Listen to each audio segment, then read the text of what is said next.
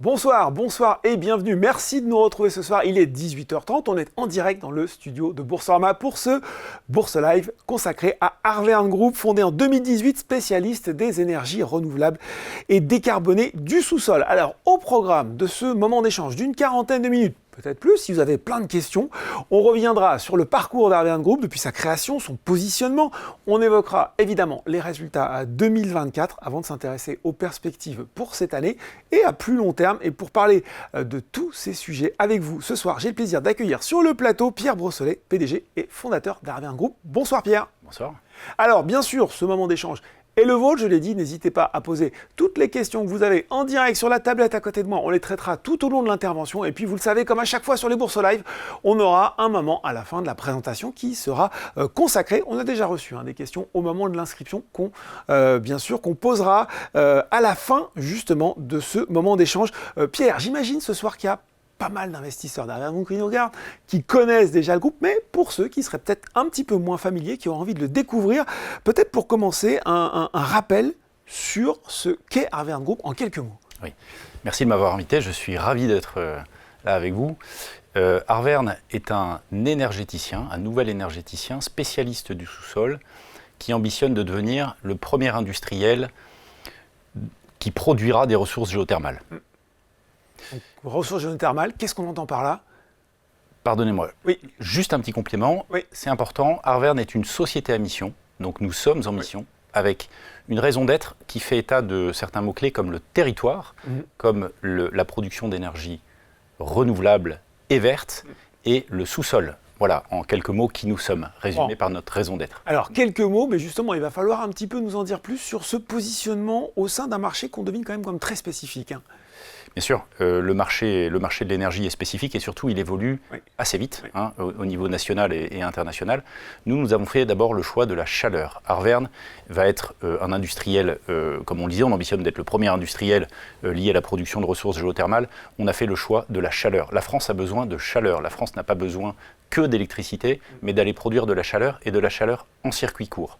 Quand on a donné ces deux définitions, il y a une source d'énergie qui est la géothermie et qui répond en tout point à ces deux besoins. Donc c'est sur ce segment, sur ce secteur que se positionne le groupe Arverne. Donc la chaleur, il y a le lithium aussi, non ? Bien sûr. Ouais. Quand on parle de ressources géothermales, on parle de ressources avec un S, donc on parle d'énergie pure qui est la chaleur, donc une chaleur qui est efficace puisqu'on va chercher de la chaleur à la source, il n'y a pas de déperdition, c'est de l'énergie pure, mais on parle de ressources avec un S puisque certaines eaux chaudes, et notamment les eaux chaudes alsaciennes, contiennent des métaux, des minerais rares, précieux, en tout cas nécessaires à la transition énergétique, et notamment le lithium. Donc Arverne ambitionne également de devenir un champion français et européen de la production de lithium, mais d'un lithium tout à fait unique, un lithium vert, un lithium souverain, qui est un lithium géothermal alsacien. Lithium vert par opposition, Pierre, à quoi ? À une production qui aujourd'hui peut être potentiellement destructrice pour l'environnement, c'est ça ? Je ne dirais pas opposition, parce que j'aime pas trop ce terme-là. On est surtout très complémentaire à ce qui se fait aujourd'hui. En revanche, on a la chance, et quelque part, on a provoqué cette chance, d'aller chercher un lithium qui est doublement vert, puisque d'abord, il est issu et extrait d'une énergie verte, la géothermie, mais également, il ne fera pas l'objet d'envois de déplacements, on va dire, qui feront deux fois le tour de la planète, puisqu'aujourd'hui on sait que la majorité du lithium se raffine en Chine. Donc ce lithium, étant produit par essence en Alsace, en France, eh bien, il sera utilisé pour la construction des batteries en France et en Europe. Donc il est doublement vert puisqu'il ne fera pas l'objet, on va dire, d'émissions carbone qui sont liées à autre chose que sa nature même, donc en l'occurrence la logistique. Je crois qu'on a des chiffres sur la prévision de la production de géothermie en France assez dingues sur les années à venir. Oui, complètement, et je pense que là où il y a une ouverture d'esprit et une prise de conscience de la part des politiques, des décideurs, voire des industriels et de tous les consommateurs, c'est que la géothermie a enfin trouvé sa voie, a enfin trouvé sa place. Longtemps, elle a été délaissée, elle a été même on va dire un peu à l'abandon, puisque choisie par les énergéticiens toujours un peu en dernier recours, alors qu'on a aujourd'hui compris toutes ses vertus, parce qu'elles sont très nombreuses, et la place qu'elle doit occuper. Donc elle représente un petit 1% aujourd'hui de la chaleur en France. Elle a un potentiel qui va largement au-delà, puisque c'est plutôt entre 10 et 15%. Ouais, x4 d'ici 2035, c'est ça, ouais. Et donc on a une ambition en France et en Europe de multiplier par 4 à horizon 2030, et voire beaucoup plus à horizon 2050, qui sont les grandes échéances françaises et européennes. De la même façon que sur le lithium, évidemment, là on parle de mobilité électrique, donc il y a évidemment une ambition et même une nécessité de passer à ce type de mobilité, et là aussi les objectifs font état de multiplication par 5 voire plus le besoin en lithium, et donc encore une fois de lithium le plus souverain possible. Oui, alors ça c'est un aspect intéressant, puisque de plus en plus on fait rimer effectivement énergie et mobilité avec souveraineté, justement. En quoi votre activité, elle est vraiment stratégique dans le contexte actuel ? La définition de la géothermie, en tout cas de la géothermie chaleur, là pour le coup par opposition à la géothermie électrogène, est d'aller chercher à quelques centaines ou milliers de mètres, en se limitant à 2-3 km au maximum, une énergie qui est sous nos pieds, qui est disponible, qui vient de la chaleur du noyau de la Terre, donc qui par définition est totalement inépuisable, mais le faire avec un mode de production qui est totalement respectueux de l'environnement, puisqu'elle se fait en boucle fermée. Donc on ne va pas utiliser les ressources d'eau à autre chose qu'à une extraction de l'énergie, de ses calories, pour aller la distribuer très simplement. Et cette notion de simplicité, elle est extrêmement importante, parce qu'on a, je dirais, rien inventé dans la mécanique de la géothermie.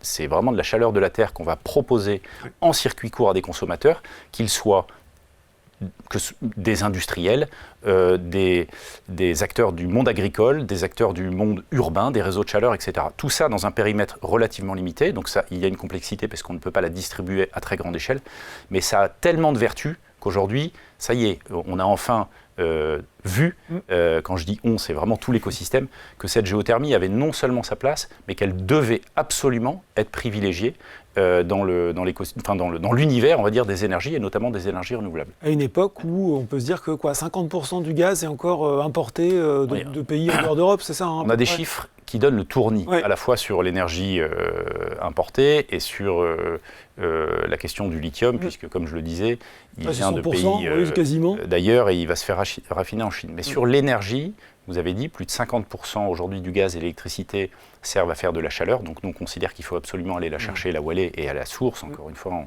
en circuit le plus court possible. Le gaz, quand on regarde le gaz qui représente aujourd'hui plus de 70% de sources de chaleur en France, eh bien on sait d'où il vient. Il vient des US, le gaz de schiste, il vient de Russie, il vient du Qatar, il vient d'Algérie. Donc c'est un gaz qui est non européen pour la plupart. Et évidemment, il y a des questions politiques, géopolitiques qui sont quand même très compliquées à résoudre, alors que quand on a encore une fois de l'énergie et de la chaleur sous nos pieds, pour lesquels on va dire la chaîne de valeur est 100% française, puisqu'on est capable de faire les choses entre nous, en développant de l'emploi, en développant un écosystème qui soit totalement vertueux écologiquement, économiquement et financièrement parlant. On est quand même dans le vrai. Donc c'est ça qu'on veut mettre en avant. Et encore une fois, on ne parle pas de petits chiffres, on parle de chiffres qui sont quand même assez importants. C'est tout l'ADN d'Arverne, c'est toute la spécificité et le caractère unique d'Arverne, puisque malgré tout, même si le concept est assez simple sur la géothermie, la réalisation est un peu plus complexe. Compliqué, on imagine. C'est là où les spécialistes du groupe Arverne s'emploient à simplifier la solution en intégrant, puisqu'on a une solution totalement intégrée, on conçoit, on réalise, on opère et on finance. Et donc on peut proposer à des particuliers comme à des industriels ou des villes une solution clé en main qui est, et c'est que la cerise sur le gâteau, qui est très économique. Bon, solution très économique. Justement, on va rester un petit peu dans les chiffres. Comment tout ça se traduit en termes d'ambition pour Arverne, que ce soit opérationnel, mais aussi financière à moyen terme ? Alors, les ambitions chiffrées du groupe, si on parle de la géothermie, je vais revenir aussi sur ce que vous citiez tout à l'heure, la PPE, puisqu'en France, on a la chance d'avoir une programmation pluriannuelle de l'énergie, même si elle gagnerait à être un petit peu plus profonde, en sens plus longue, puisque c'est difficile de piloter des politiques énergétiques sur le court terme. Mais on a la chance d'avoir cette PPE qui fait état aujourd'hui de l'existant, à savoir 7 TWh, qui est aujourd'hui la production de l'énergie géothermale en France, et qui va être porté en termes d'objectifs à 16 TWh. Le groupe Arverne en 2030, à horizon 2030. Le groupe Arverne se fait fort, ou en tout cas ambitionne, de produire avant 2031-2032 une production globale de chaleur de plus de 4 TWh. Donc on est sur des proportions, on est sur des chiffres qui sont à la fois conformes à nos capacités, à notre feuille de route, à ce qu'on a déjà montré, mais aussi qui sont en phase et en ligne avec ce que souhaite l'État et ce que souhaite l'Europe. Donc voilà, on va devenir, on va dire, important dans le paysage de l'énergie en France, puisque nous allons porter cette ambition de géothermie qui est souhaitée à la fois par les régions, par l'État et par l'Europe. Ça, c'est sur la partie production. Sur le lithium, ça nous donne quoi? Ça, c'est sur la partie production de chaleur. De chaleur, oui. Donc là, on est vraiment dans le cœur de la décarbonation et de la réappropriation de l'énergie souveraine. Sur le volet du lithium, là, nous ambitionnons de produire en Alsace autour de 27 000 tonnes de lithium équivalent à un horizon de quelques années quand même, puisque ces projets sont des projets au long cours, sont des projets qui doivent être très respectueux du territoire et évidemment du cadre législatif, administratif et réglementaire que nous avons en France, alors qui est un peu long en termes de... mais finalement qui protège à la fois, je pense, l'opérateur et les populations, hein, c'est très important. Tout ça est fait en bonne intelligence avec les territoires. Et donc, les projets se font à la fois très vite, parce qu'on avance quand même en tant que société agile assez vite, mais se font sur du long terme. Et donc, à long terme, donc à horizon 2031, on envisage une production très significative à l'échelle des besoins français. Hein, il faut savoir que la France va bénéficier ou va accueillir sur son sol au moins 4 gigafactories. Ces gigafactories ont besoin de lithium. Elles auront le choix de s'alimenter en Chine ou de s'alimenter en France. Donc c'est vraiment un projet qui est important pour tout le monde. Combien d'équipes de véhicules électriques avec cet objectif de production de lithium? On sera à plus de 600 000 véhicules électriques. Donc c'est tout sauf anecdotique. Par an, c'est pas anecdotique. Encore une fois, il y a des objectifs qui sont annoncés par ces gigafactories. Voilà, c'est un tiers au moins de la production nationale. Et encore une fois, on a la chance en France d'avoir une région comme l'Alsace qui, en plus de ça, est très réceptive, car étant une terre de sous-sol historique. Il y a eu l'époque Schlumberger, l'époque Antar. La population est assez réceptive, mais bien que précautionneuse, et c'est normal à toutes ces questions. Donc il faut faire les choses bien, et je me fais fort, encore une fois avec mon groupe, d'apporter à la fois une approche, une technicité en tant que, là aussi, ancien pétrolier, et une philosophie, un état d'esprit qui soit respectueux de tout cet écosystème. Et les gens qui nous regardent, qui sont investisseurs, qui regardent Boursorama toujours, se disent « Ok, et en termes d'objectifs financiers, qu'est-ce que ça nous donne ?» Alors, ça donne, on va dire, une croissance assez forte et même assez phénoménale, puisqu'aujourd'hui, nos réalisations 2024 font état d'un chiffre et d'un revenu autour de 17 millions d'euros pour, au-delà de 2031, plutôt tangenter des chiffres qui avoisinent le milliard d'euros. Mais évidemment, on va rentrer dans un autre univers à partir du moment où nous serons en production à la fois de calories, d'énergie, et en production de lithium. Donc ça va mobiliser des capitaux, ça va mobiliser des investisseurs, ça va mobiliser des investisseurs qui comprennent cette thèse et qui comprennent l'importance de cette thèse, avec des chiffres qui seront de l'ordre d'un énergéticien de premier rang, qui produit, là en l'occurrence, à la fois de l'énergie pour son territoire et un lithium qui sera plutôt destiné on va dire à l'échelle nationale pour les gigafactories et les constructeurs automobiles. Nous avons dans nos rangs d'investisseurs Renault, vous le savez, le groupe Renault, qui est à la fois investisseur du groupe, mais qui est également un acheteur, un off-taker dans le jargon de lithium qu'on produira à travers notre filiale Lithium de France. Nous avons également l'État au capital, des investisseurs comme le Crédit Mutuel Equity, des fonds d'investissement, etc. Donc on bénéficie aussi quand même de la confiance, confiance d'acteurs sérieux. Plus près de nous, il y a eu quand même les résultats de 2024. Quels enseignements vous retenez de cette année écoulée, vous l'avez dit, dans cette phase de croissance, de montée en puissance d'Arverne Group? Le risque en début d'année était d'être ambitieux, mais on ne pouvait pas ne pas être ambitieux. Et donc on avait fixé des objectifs qui l'étaient. Et aujourd'hui, moi je suis très fier de pouvoir dire qu'on a atteint la totalité de nos objectifs, qu'on a divisé en 4 catégories. D'abord le chiffre, on a eu une croissance en gros 50% par rapport à l'année d'avant, avec un peu plus de 17 millions d'euros de revenus global. Donc on est vraiment là sur la voie qu'on s'est tracée en termes de croissance chiffrée au niveau, enfin en tout cas financier. On a investi, on a beaucoup investi. Donc là aussi, ça reflète évidemment la volonté et l'ambition d'accélérer. On n'est pas assis sur l'argent qu'on a savamment levé lors de l'introduction en bourse. On le dépense. Et ça, l'État et tout l'écosystème qui fait confiance à Arverne est très heureux de voir que 1 euro investi dans la société et réinjecté, on va dire intelligemment, investi intelligemment. Donc nous avons investi plus de 50 millions d'euros, comme nous l'avions objectivé en début d'année ou l'année dernière pour 2024. Et puis nous avons, au niveau réglementaire, posé un permis. Donc là aussi, qui est une preuve qu'on avance, puisque avant de poser un permis de forage, une AANV, une autorisation environnementale, eh bien, il faut dérouler depuis un projet, depuis la demande de permis d'exploration, faire une exploration, une sismique, etc. Donc ça, c'était le troisième objectif du groupe, et donc comme je le disais, les 4 ont été respectés. Le dernier étant, je dirais, soit un des plus importants mais un des moins palpables, c'était de respecter notre feuille de route ESG. Donc je le disais, nous sommes société à mission, nous avons un cadre que nous nous sommes nous-mêmes fixés, parce que nous voulons inculquer à la fois une culture d'entreprise et un rayonnement autour de cette mission qui ne sont pas que des mots. Et donc là, tous nos objectifs tangible, ont été respectés aussi sur ce volet. Bon, et on rappelle, critères ESG, critères environnementaux, sociaux, sociétaux et de gouvernance, toujours utile de le rappeler. Une question qui est tombée en direct. François nous dit « Bonjour, les faillites de Northvolt et Britishvolt ne sont-elles pas un mauvais signal à l'activité de lithium en France ?» On rappelle, Northvolt, c'était ce producteur de batteries suédois qui s'était lancé avec de grandes ambitions, des actionnaires prestigieux, Volkswagen, il y avait Goldman Sachs aussi, et puis qui, là, nous a annoncé en début d'année qu'il mettait la clé sous la porte. C'est évidemment une mauvaise nouvelle pour le monde de la batterie, mais c'est surtout le signe qu'il faut savoir bien anticiper les cycles. On va dire qu'on est à la fois au niveau de l'écosystème financier, mais aussi du prix du lithium, etc. Il faut avoir un petit peu de vision, et je pense que le groupe Arverne a anticipé l'arrivée massive de la géothermie, donc je pense qu'on est plutôt bien positionné, mais surtout, je crois que le message à travers la faillite de Northvolt, c'est qu'il faut se concentrer sur son métier, puisque Northvolt avait quand même beaucoup diversifié. Le groupe Arverne est, on l'a dit, un spécialiste du sous-sol. Nous avons réuni des expertises très fortes sur l'amont de l'upstream, on appelle ça, de la géothermie et du lithium. Donc on sait faire des campagnes d'explos, on sait forer, on sait construire des centrales, etc. avec des méthodes, avec de la méthodologie très claire. Et donc on va se concentrer là-dessus, alors que Northvolt donne un signal d'éviter, on va dire, d'avoir les yeux plus gros que le ventre. Et donc évidemment, c'est ce que nous allons faire, en commençant notamment par la France.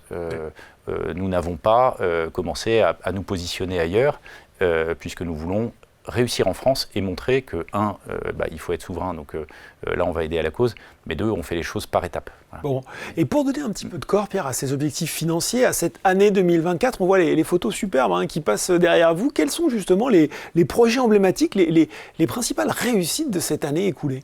Alors très clairement, je dirais le projet ADP, donc à Roissy, où nous avons pour le compte de la société Aéroport de Paris qui gère, on va dire, quand même ce qui est le deuxième aéroport d'Europe, eh bien nous l'avons aidé à passer en géothermie, et c'est très clairement un succès technique. Donc tous les aéroports de Roissy en géothermie, c'est ça? La moitié. La moitié, d'accord. Et peut-être que l'autre moitié le sera, puisqu'ils ont tellement apprécié, on va dire, à la fois la méthode, on va dire, mais surtout le résultat. C'est 19 000 tonnes de CO2 on le saura quand on attend dans l'aérogare, dans un terminal, on est chauffé par Arverne Group. Vous verrez que vous ne verrez rien. Voilà. La géothermie a cette vertu qu'en fait elle est invisible, elle est indolore, elle est sous nos pieds, même on va dire les tuyaux, etc. On ne voit de la géothermie que lors de phases opérationnelles.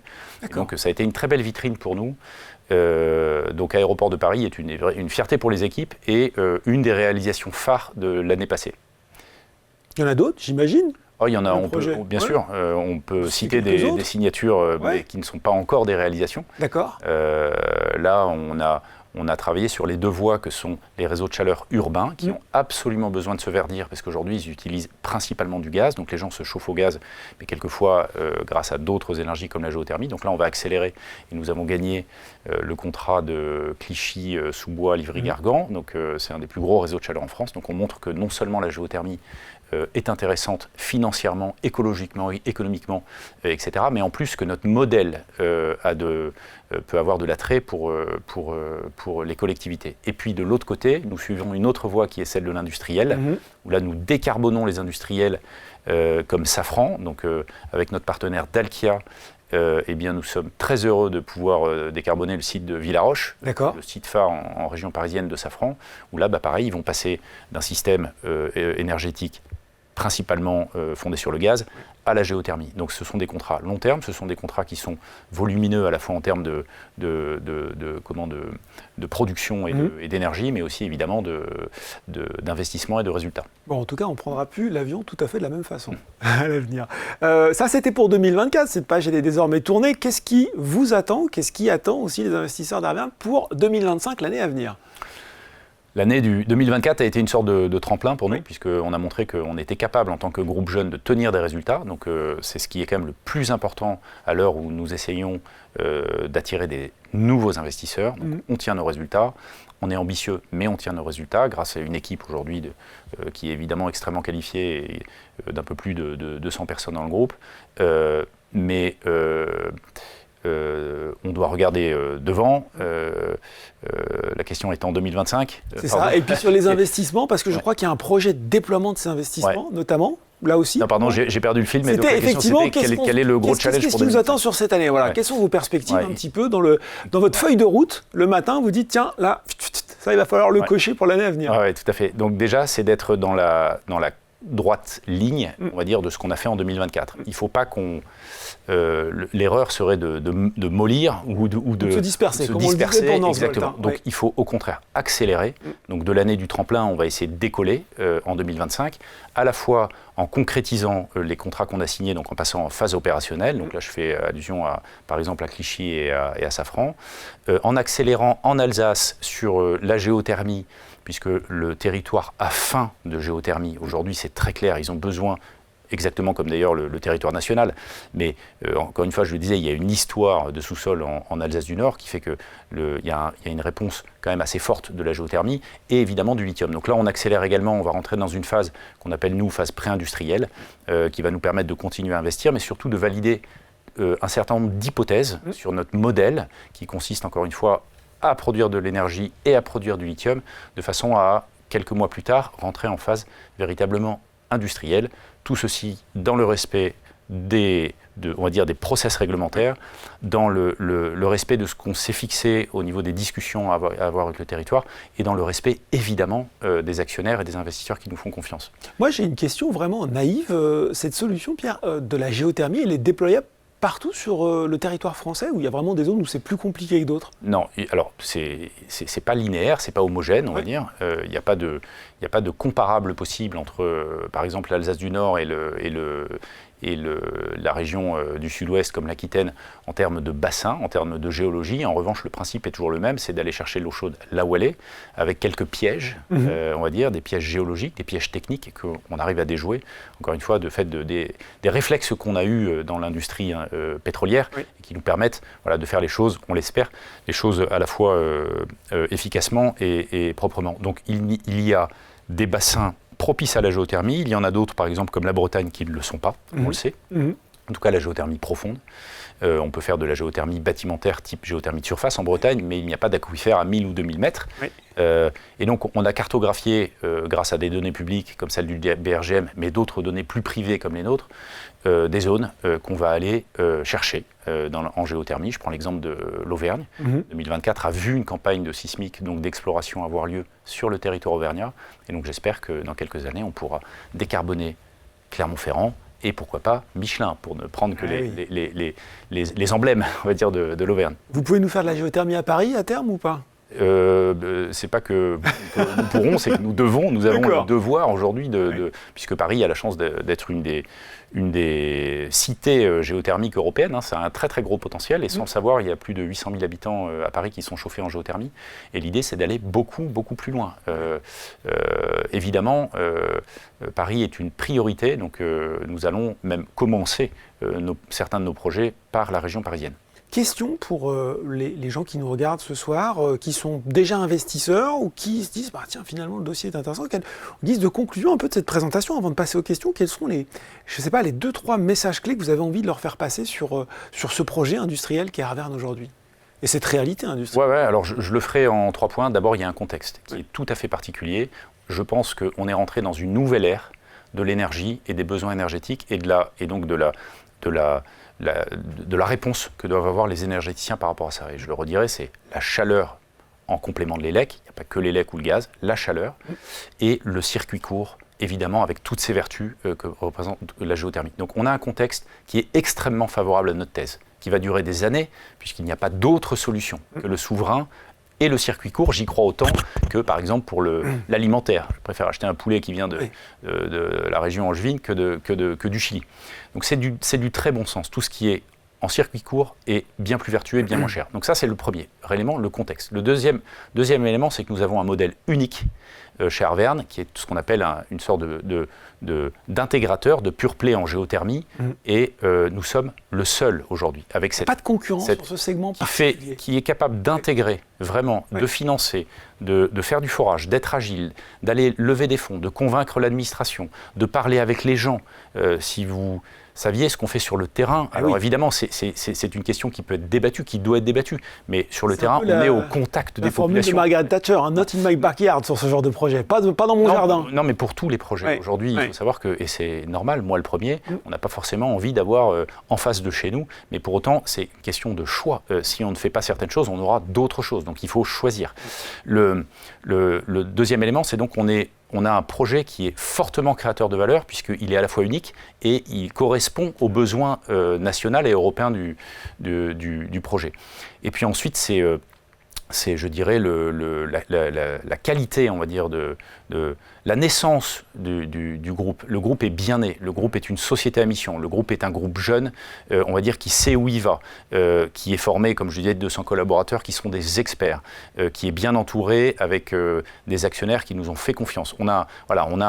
Je pense que la naissance du groupe, elle est très importante, on est bien né, mais surtout on a, je dirais, une sorte de boulevard sur ce segment en ayant une concurrence relativement limitée. Et ça, c'est clairement ce qui fait notre force. Bon, voilà pour cette présentation. On va passer aux questions. Et on va commencer par cette question de Claire, que j'ai trouvé super intéressante, posée au moment de l'inscription, qui dit, elle aussi, elle trouve le projet très intéressant, porteur d'avenir, mais les investissements à faire sont importants et la rentabilité est encore lointaine. C'est l'investisseuse qui parle un petit peu. N'y a-t-il pas un risque pour l'investisseur individuel que le cours de l'action continue son repli d'ici à cet horizon, au rythme des besoins de financement? C'est toujours la question du temps long dans cet investissement et cette mise de départ qui va revenir à un moment. Bien sûr. Non, les investisseurs qui regardent les sujets d'énergie sont toujours sur des temps qui sont quand même relativement longs. Les sujets énergétiques sont des sujets au long cours, mais les rentabilités sont au rendez-vous et c'est quelque part ce qui est attractif. Nous concernant, je pense au contraire que le momentum d'investissement est bon, puisque d'abord, nous avons une valeur de l'action qui n'est pas du tout représentative de la valeur intrinsèque de la société, de nos actifs. Alors je ne parle même pas du potentiel, mais de nos actifs.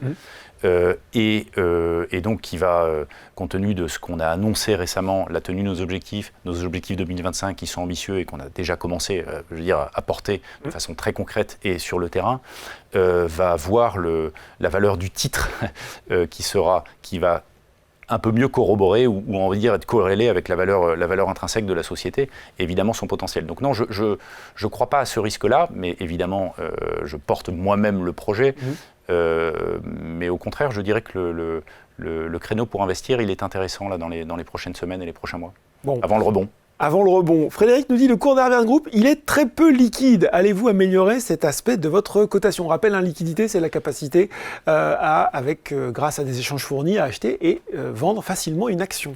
Alors, il gagnera en liquidité, le titre à travers l'investissement plus progressif, on va dire, des personnes et notamment individuelles, mais surtout il va gagner en liquidité, parce qu'on a changé de compartiment, c'est un peu technique, mais on était dans un compartiment professionnel un peu totalement illiquide, dans un compartiment public où là on a quasiment gagné, on a fait x5 ou x10 en termes de liquidité, donc on va continuer cette croissance et puis surtout le titre deviendra plus liquide au gré des réalisations, des annonces, évidemment des opérations quelles qu'elles soient sur le capital. Bon, on parle géothermie dans ce Bourse Live dédié à Arverne Group et Marie-Nathalie nous dit « Verrez-vous un intérêt à être présent sur une île volcanique comme la Réunion ?» Ah bah là, forcément, c'est beaucoup plus proche la géothermie. Alors moi, perso, l'intérêt d'être sur une île, oui, je le vois souvent, c'est beaucoup de boulot. Mais ils ont peut-être moins besoin de chaleur à la Réunion en même temps. Non, il y a besoin de chaleur à la Réunion. L'insulaire, au contraire, aujourd'hui, n'est pas du tout privilégié. Il importe du pétrole, du fioul, voire du fioul lourd. Donc il y aurait un intérêt théorique très fort à aller sur les îles comme la Réunion, la Guadeloupe ou la Martinique ou ailleurs. En revanche, pour le groupe Arverne, aller sur ces îles, si intérêt il y a un jour, il sera dans un deuxième temps. On a parlé de Northvolt, on veut se concentrer sur le territoire français en hexagone, mais évidemment, on a les oreilles qui traînent et on discute évidemment avec à la fois l'État et des acteurs locaux. Il y a un gros intérêt en géothermie sur les îles, sur les dom-toms, puisqu'aujourd'hui, ils importent massivement des énergies qui coûtent très cher, alors que la géothermie pourrait représenter 10, 20, 30% d'une énergie, mais plutôt sous forme de géothermie électrique. Et comme je vous le disais, aujourd'hui, nous sommes plutôt nous sommes orientés vers la chaleur, qui est vraiment le gros besoin des industriels et des villes. Peut-être, d'ailleurs, il va falloir que vous m'expliquiez, peut-être une question à la continuité de celle-là. Quelles sont vos stratégies, nous demande Thibault, de développement concernant la géothermie haute température, réseau de chaleur et production d'électricité? Alors, pour le novice que je suis, c'est quoi la différence entre géothermie et géothermie haute température? Je dirais plutôt géothermie haute température et très haute température. Donc, moi, j'estime par exemple en Alsace, quand on va chercher de l'eau chaude à 130 degrés, c'est déjà de la haute température, puisqu'on subvient aux besoins d'énergie de quasiment toutes les industries et tous les réseaux urbains.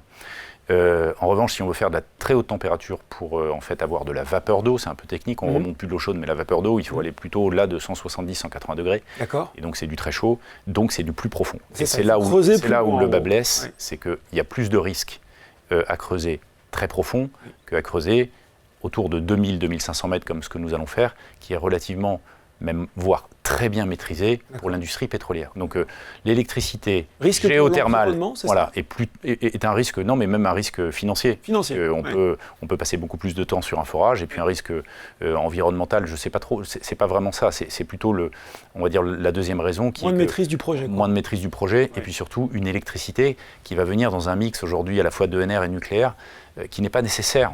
On a la chance d'être un pays où il y a justement ce mix du nucléaire et des ENR. Je ne vois pas trop ce que fait la géothermie électrogène ici. D'accord. Bon, réponse claire. Stéphane, quelle est la place d'Arverne Group dans le projet de réouverture des mines en France et en Europe pour extraire du lithium de manière propre et rentable, nous dit-il? Alors, il y a beaucoup de choses dans cette question, parce que le lithium peut être propre. Moi, je considère effectivement qu'on peut faire du lithium propre, même en étant minier, mais c'est pas mon. Quand je dis propre, c'est propre au niveau du territoire, au niveau de l'acceptabilité, et puis au niveau des process. Je crois que la mine est loin de ce qu'on peut imaginer quand on lit Germinal. Et d'ailleurs, il y a des projets français qui avancent et qui en font la preuve. En revanche, c'est pas notre univers. Nous sommes dans l'univers de la géothermie, et comme je l'ai dit, pour expliquer pour qui est Arverne, nous sommes un industriel qui va produire les ressources géothermales. Et dans ces ressources géothermales, on retrouve de l'énergie et on retrouve du lithium. Donc nous sommes sur un type différent de lithium qui, par nature, lui, est totalement décarboné. Donc on ne se pose pas la question, on se pose d'autres questions, mais il est vert, il est souverain. Voilà. Donc ça c'est acquis. Et il est vert, il est souverain. Question que moi je vous pose, on voit notamment, parce que les investisseurs individuels s'y sont intéressés aussi, les évolutions du cours du lithium qui a flambé et puis qui s'est effondré. Comment vous appréhendez ça en fait? Alors, avec une vision peut-être à plus long terme que ces soubresauts de marché?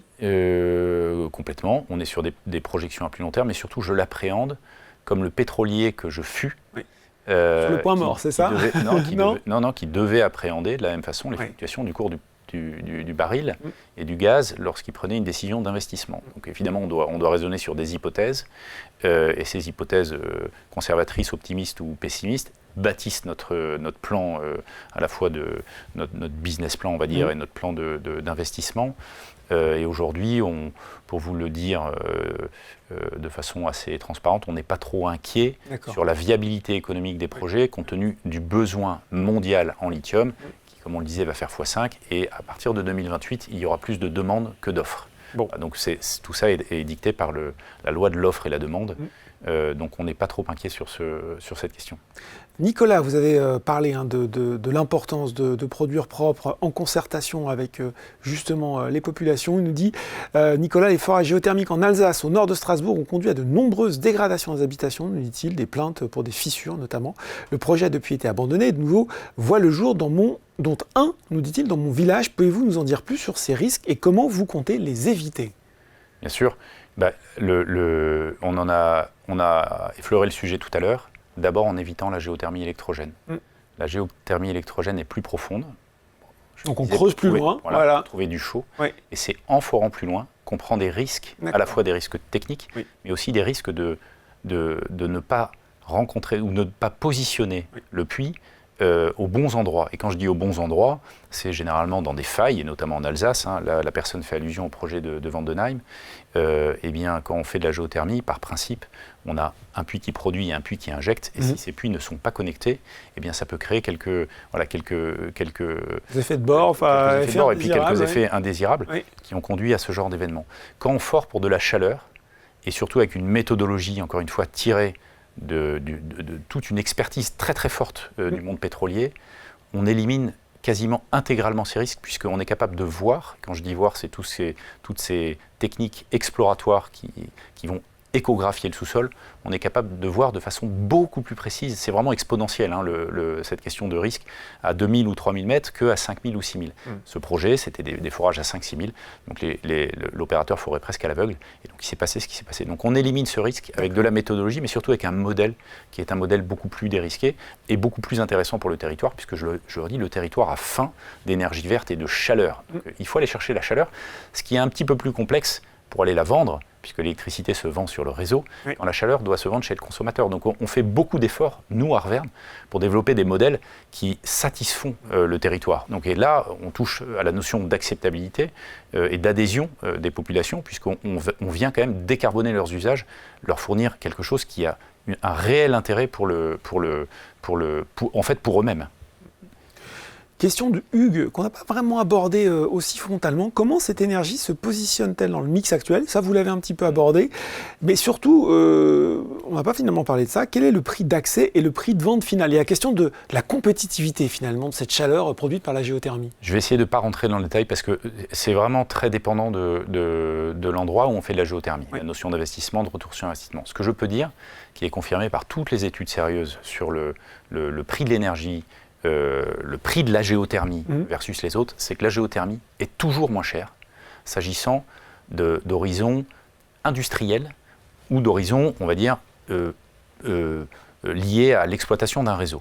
Donc la géothermie est toujours le plus vert, le plus propre, le plus robuste, le plus sobre, le plus discret et le plus économique, comparé à toutes les autres sources d'énergie. Donc c'est quand même extraordinaire que finalement, pour rebondir sur l'autre question, la géothermie soit restée le parent pauvre des ENR pendant très longtemps. C'est quoi alors l'obstacle? C'était justement le point de départ, l'installation, de la mise en route de ce et puis surtout le manque d'acteurs comme Arverne qui va vraiment renverser la table sur la massification de la géothermie. Personne n'avait vraiment à la fois l'expertise ni l'envie, puisque aujourd'hui on a affaire à des généralistes de l'énergie qui font autant du gaz que de la biomasse ou autre chose. La géothermie présente, comme je le disais, cette grande simplicité de concept, et moi je crois beaucoup aux idées simples, mais cette grande complexité de mise en œuvre. Et Arverne a simplifié la mise en œuvre. Donc c'est là où on va vraiment changer les choses. Marc nous demande, l'aspect plus financier, une levée de capitaux est-elle envisageable? Alors finalement, elle est toujours quand on est sur les marchés. Maintenant, nous, on s'est financé lors de l'introduction en bourse sur Euronext. Donc, bien sûr qu'on peut envisager d'autres financements, d'opérations de financement dans le futur. Je crois que pour un investisseur un peu averti du sujet, il n'y a pas trop de raisons d'attendre. Par contre, pour investir chez Arverne, en revanche, il y aura des opérations. La vie est devant nous. La vie de la géothermie va vivre longtemps et on espère être un acteur, on va dire, solide. Donc, il y aura sans doute d'autres opérations à l'avenir. Et justement, on va peut-être terminer par... Oui, vous vouliez rajouter quelque chose? Non, c'est tout. Justement, j'avais cette question qui va être sans doute une question de conclusion, sauf s'il y en a d'autres qui tombent en cours de route. Vincent, est-ce le moment d'investir dans Arverne Group pour un investisseur individuel? Ah, moi, très clairement. Je pense que oui. C'est un projet qui nous concerne, finalement, nous, individus. On peut faire de la géothermie dans sa maison, on peut faire du réseau de chaleur dans son village, dans sa ville. Tous ceux qui se sentent concernés par la noble cause de la transition énergétique, quelque part, ont aussi à faire un choix sur le type d'énergie sur lequel ils veulent investir. Et la géothermie, je ne dis pas l'énergie des humbles, mais c'est un peu la petite énergie délaissée qui va arriver. Et donc ceux qui y croient, moi je crois qu'au contraire, individuellement, c'est une très belle cause, d'abord pour l'écologie, c'est une très belle cause pour le pays, parce qu'encore une fois, il faut de l'énergie qui nous appartient. Cette énergie est gratuite, elle est renouvelable, elle est infinie, elle a beaucoup de vertus. Donc moi je compte sur les individus pour investir presque autant, voire plus que les institutionnels. Bon, voilà, le message est passé. Est-ce qu'on a encore d'autres questions qui tombent en régie? La magie de l'oreillette. Eh bien, écoutez, je pense qu'on a fait le job. Merci beaucoup, Pierre Brossolet, d'avoir partagé avec nous ce soir vos ambitions pour Arverne Group. Non, merci infiniment et merci à tous ceux qui nous suivent. Bon, et voilà, et qui continueront à suivre l'actualité d'Arverne et les projets qui vont arriver en 2025. Merci beaucoup de nous avoir suivis ce soir pour ce Bourse Live consacré à Arverne Group. Si vous n'avez pas pu tout voir, pas de panique, puisque le replay sera en ligne sur le site Boursorama et sur la fiche valeur d'Arverne Group dans les meilleurs délais. Merci beaucoup d'avoir été avec nous ce soir. Bonne soirée et à bientôt.